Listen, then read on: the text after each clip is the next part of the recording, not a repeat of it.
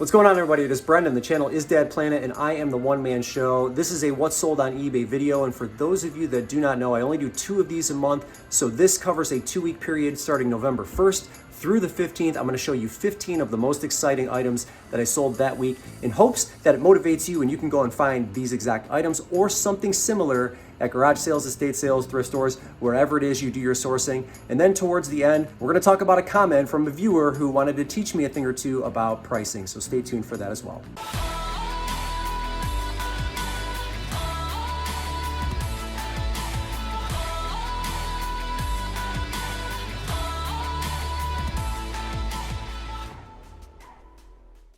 All right, November 1st through the 15th, I've done just under 5,300 in gross sales and just over 3,500 in net. My selling costs are fabulous at 26%.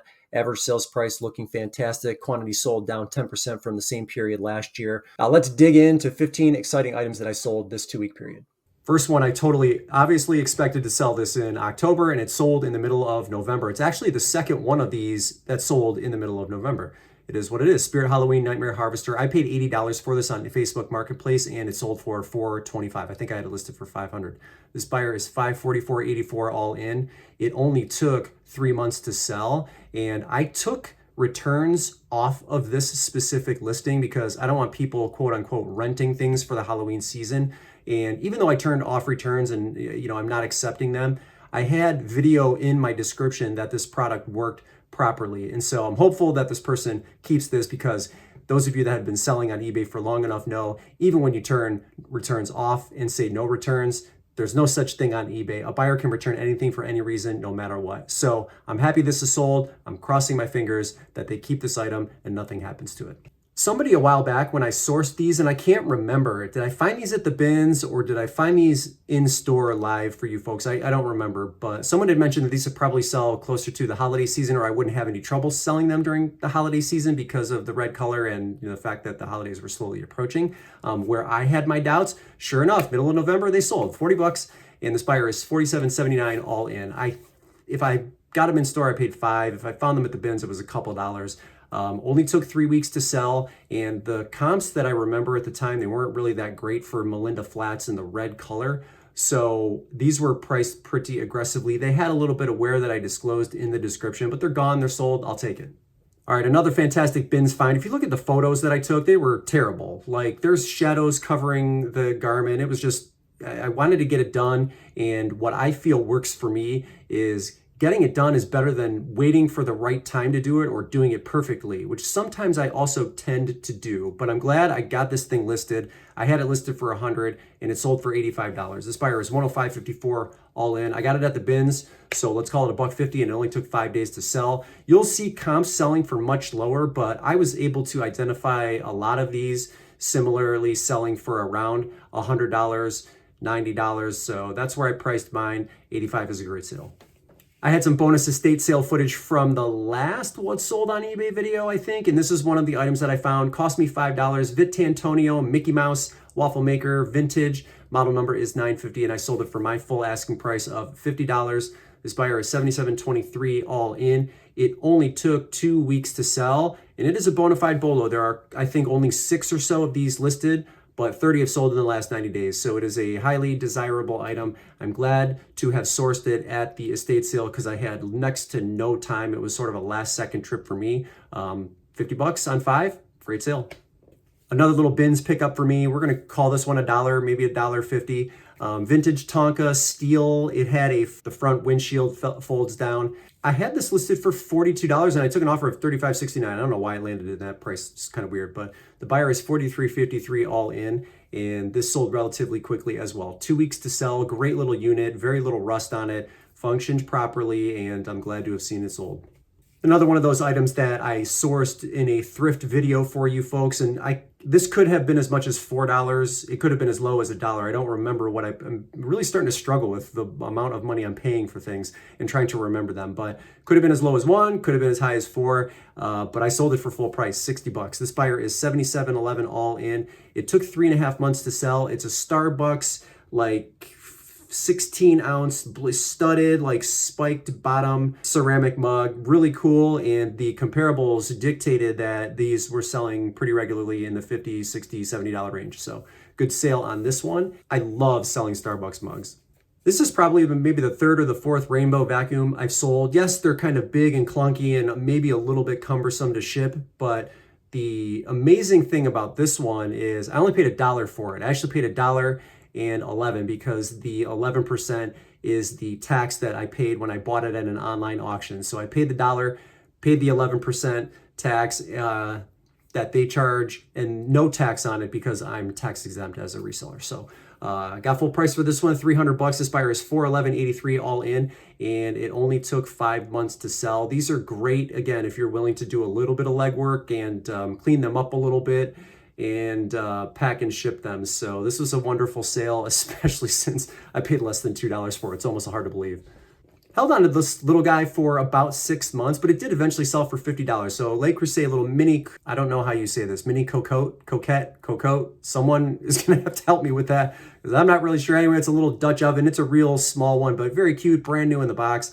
I think I paid $4 for this, and this buyer is $69.01 all in after paying $50. So a really great sale. I love Le Creuset as a brand.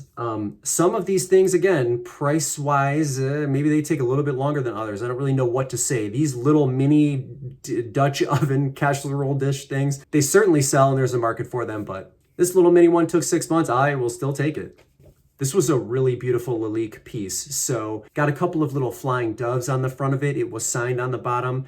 And the problem with this one is there were like chips in 3 different spots. One on one wing, a chip on the other, and there may have been like a little crack at the top. So the buyer that I'm targeting here price-wise is somebody that absolutely has to have this piece, but they don't want to spend upwards of $240, which is what you will see in the comparables for one that just recently sold that didn't have any flaws. So I'm really just directly targeting someone that is okay overlooking the flaws, and I had seen that when I was researching the sold comps. I had seen chips and these things still selling in the $50, $60, $70 range. So I knew to price it at $75, and it eventually sold for that price. This buyer is $94.77 all in. I think it was $1 because I did source this live in a thrift video for you folks. So was it $1 that I paid or maybe $1.99? It was really, really low. I don't think it was marked. So amazing sale for me, amazing price paid, and it only took 2 months to sell.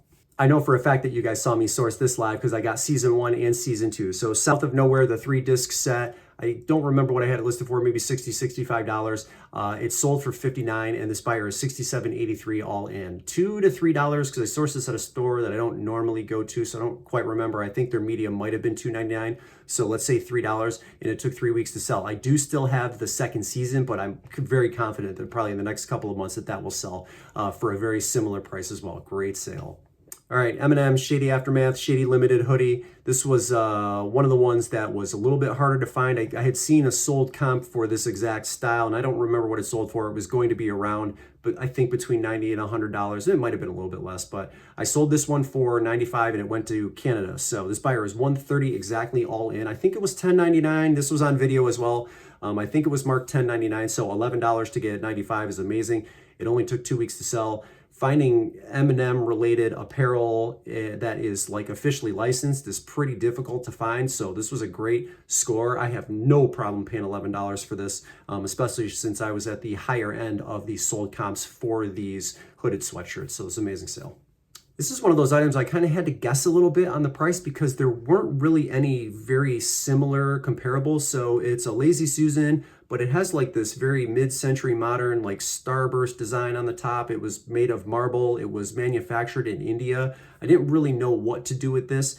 The price that I paid was $4.99. I listed it for $50 and I sold it for $47. So I did something correct along the way there, especially with not having very good comparable solds to go on. I just thought, you know, that starburst style, that mid-century modern pattern of sorts, there's a market for that. So let's see what happens at $50. $47, I'll take it all day long. This buyer is $63.80 all in, and it only took 3.5 months to sell. So I'm really satisfied with this one because, again, you couldn't really work with the data that was presented to me. And so just guessing to get $50 is amazing. I'll take that all day long.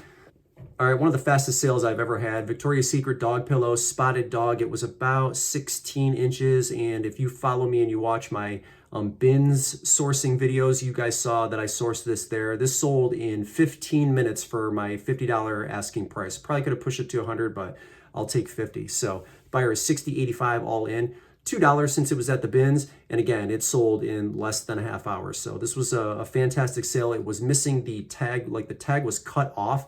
But there was like a pink stamp on the back that was like Pink University or something along those lines. And a pretty unique pillow. There wasn't anything like it on eBay that I could see. So 50 bucks, I'll take it.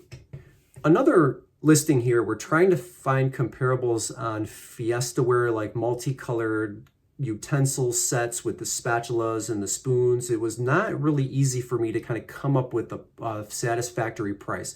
So I sourced this set along with the Fiestaware utensil canister that is red. I actually have that listed for $35, and then I sold these for $40. So if that sells for $35, we're going to put it all together at $75 because I paid $5.99 for both, for all of the pieces, all 6 pieces together. So $6 paid, and still have that one to list. Sold this for $40, and the buyer is $58.08 all in. It only took 1 month to sell. I love Fiestaware. Prices have come down considerably on some of their items, but prices do definitely increase on the discontinued colors. Certain colors are a lot more popular than others, but this was a unique piece, and somebody that's got a really colorful kitchen probably loved these, so I'm happy with that. And the last one here, I paid $100 for this at an online auction. It is a Serger Husky Lock from Husqvarna. Model is S21. Got it home, tested it, had a company test this also. Sometimes when I buy sewing machines, I will take them into some people that I know, test these and service them. Everything was working properly. I had no problem listing it. I listed it for, let me see, $600, $599. So I was really shooting high. I took an offer of $510, which I am totally satisfied for. Totally satisfied with. So this buyer is $578.68 all in, and it only took 1 week to sell. Amazing sale. One of the goals that I had set out for 2022 was to actually work a lot less on my eBay store, but I wanted to either make the same amount of money I did in 2021 or more. And there's only a couple of ways to do that if you're reducing the amount of time you spend in the business. So far this year, I'm actually working 25% less on my eBay store this year than I did last year. I'm working at a maximum 25 hours when last year it was about 32. So on a weekly basis, we're down 25%. But if you look at these numbers right here from January through the middle of November, I'm almost exactly where I was last year. So in order to do that, the only way you can really do that is raise your prices. And so that's the theme that has been this year: raise my prices and work less. And so when you look at things like my average sales price, up 6%, 56.70, but my quantity sold down 7%, I'm working less, I'm shipping less, but I'm making almost the same amount of money because I'm raising my prices. So my pricing strategy, for those of you that haven't been following me for long enough, or maybe it's a good reminder for those of you that do, is, and I only have a roughly 1,400 active listings, so I don't have that many in the kind of the grand scheme of things, is to price on the high end or at the absolute top or more for 50% of those listings. So for about 700, and none of this is really like hard set in stone. It's just theoretically, and it's what I try to do most of the time. 50% of those listings, I'm going to be at the top, priced highest. And then for a quarter of those listings, I'll kind of fall price-wise in the middle. Like say there's comparables for an item that sells pretty consistently for 50, but it also looks like it's selling for 30. I'll come in at $40, about a quarter of the time, or for about a quarter of my listings. I'll kind of fit in the middle and will be competitive in that price range. And then for the bottom 25% of my listings, I'm going to be extremely competitive, and I might be the lowest price. Sometimes where I can't come up with a solution that makes sense, or there's some condition issues with an item, I will price it on the low end, but I only do that roughly 25% of the time. So for half the time, and probably more than that, I'm at the absolute top price-wise. Now, when you guys are watching me source in store, you're watching me at the bins, I am pricing when I'm doing comparables right at that time, very conservatively. But the reason I'm doing it conservatively is because at the end, I like to total everything up, like what did I spend and what is my total listed value. I like that to be as low as possible, so you guys don't think that I'm inflating numbers, or it's, oh my god, it's so easy to say you're going to list this for 2,000, but who's going to pay that price, when in fact, when I'm listing stuff, more often than not, it's listed higher than what you saw in the video. That's just me being conservative. It's a trust building exercise, to make certain that everything kind of looks a little bit more on the normal end, when I'm a high priced seller. I love listing high, and that's important because of the comment we're going to discuss here moving forward. I left a comment on one of my most recent thrift haul videos. It was regarding a pair of shorts that I was sourcing. They were brand new, and I was trying to come up with like a price range on where I thought these might land when I do eventually list them. And her comment was, when you list on the lower end, you bring all of the prices down for that item, and mention the fact that we are in this to make money, honey. And then amazingly follow that up with, you need to go look at other more experienced or better YouTubers than you and figure out if they price on the low end or on the high end, with an eye roll at the end, which is an indication that or everybody already knows this. Go learn from the best before you continue forward. So, Constance, with respect to the first part of your comment, someone like me, and now I've already clearly explained what my pricing strategy is. So if you didn't know then, now you know.